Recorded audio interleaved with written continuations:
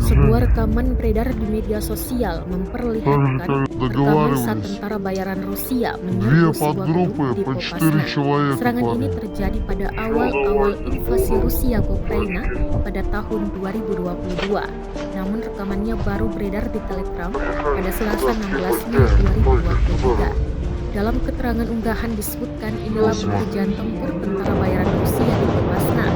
Detasemen menyerbu gedung Istana Kebudayaan dan Kejaksaan.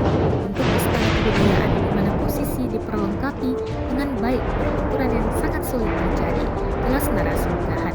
Sebelumnya diketahui, pasukan Ukraina dipaksa mundur dari Popasna pada Mei 2022 lalu setelah pasukan Rusia melancarkan serangan di sebagian besar sisi timur Ukraina dengan serangan intens dan penembakan di sekitar kota di wilayah Luhansk. Pasukan Rusia hingga kini terus menggempur Ukraina Timur dalam upaya untuk menguasai wilayah Donbas.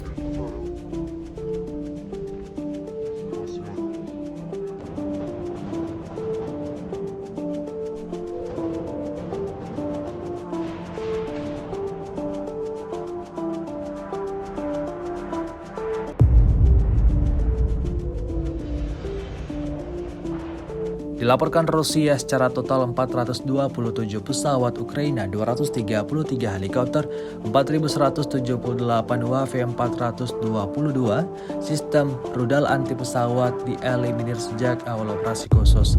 Dari kubu Kiev, Kementerian Pertahanan Ukraina melaporkan 520 tentara Rusia dieliminir dalam sehari terakhir. Total 199.980 prajurit Federasi Rusia meninggal sejak awal konflik hingga hari ke-447.